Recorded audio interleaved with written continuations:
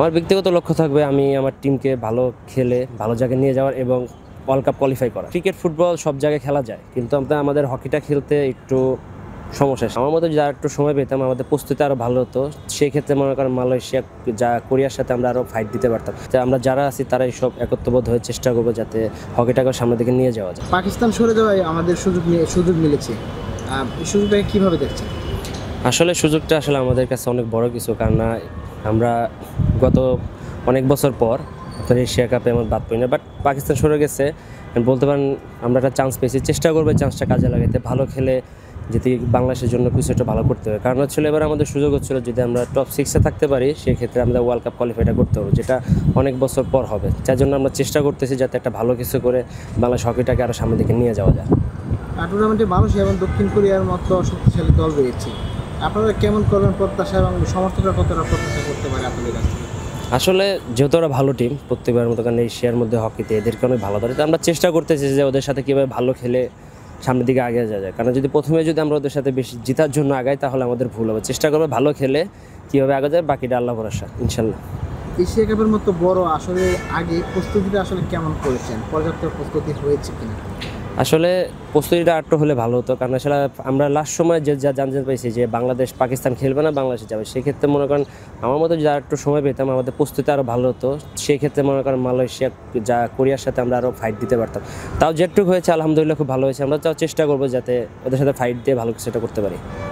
Asia কাপে আপনার ব্যক্তিগত লক্ষ্য কী থাকবে? আমার ব্যক্তিগত লক্ষ্য থাকবে আমি আমার টিমকে ভালো খেলে ভালো জায়গায় নিয়ে যাওয়ার এবং ওয়ার্ল্ড কাপ কোয়ালিফাই করার।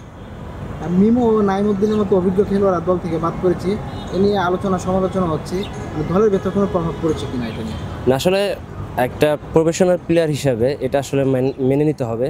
আমাদের টিমের মধ্যে আল্লাহর মতো কোনো প্রভাব ফেলে নেই, যে আমরা যারা আছি তারাই সব একত্রবোধ হয়ে চেষ্টা করবো যাতে হকিটাকে সামনের দিকে নিয়ে যাওয়া যায়।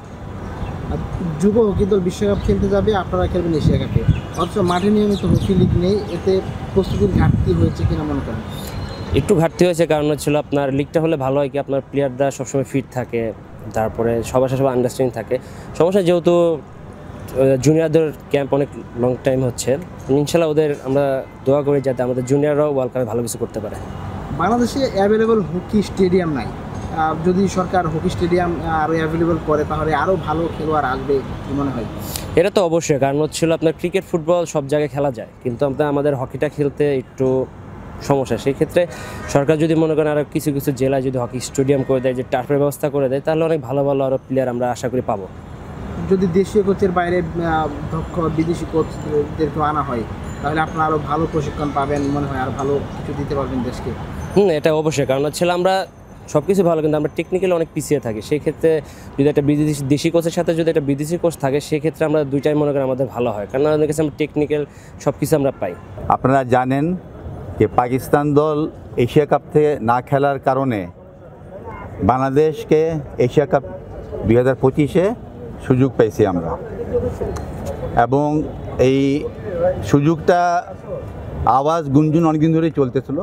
মাসখানিক আগে আমরা একটা চিঠি পেয়েছিলাম যেখানে আমাদেরকে বলা হয়েছিল যে আপনারা ফার্স্ট রিজার্ভ হিসাবে থাকতে চান কি না যদি কোনো দল না খেলে।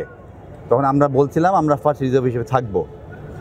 তারপরে আমাদেরকে বলা হয়েছিল আপনাদেরকে জানানো হবে। আমরা অপেক্ষামান ছিলাম অনেক দিন ধরেই। তারপরে ফেডারেশনের সবাই মিলে একটা ডিসিশন নিলাম যে টিম যেতে পারুক না পারুক আমাদের উচিত ছোটো আকারে তাড়াতাড়ি একটা ক্যাম্প করা।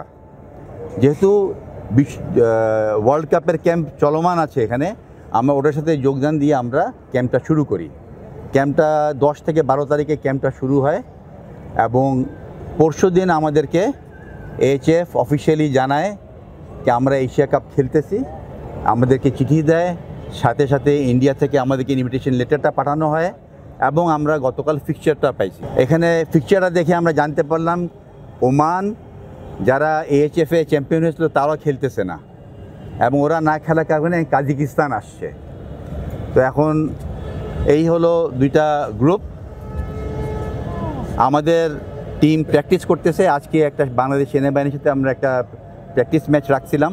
বাংলাদেশ সেনাবাহিনীর দলও ওরকম প্রস্তুত না, তবুও ওনারা আমাদের রিকোয়েস্ট রাখছে এবং আমাদের সাথে আজকে ওরা প্র্যাকটিস ম্যাচ খেলছে। প্র্যাকটিস ম্যাচে খেলার পরে আমাদের কিছু ইমপ্রুভমেন্ট করার অবশ্যই অবকাশ রয়েছে, যেটা আমরা চেষ্টা করব আগামী 2-3 দিনের মধ্যে করতে। আমাদের টিমের কাছে প্রত্যাশা একটাই, যে ওরা যেন ভালো খেলুক।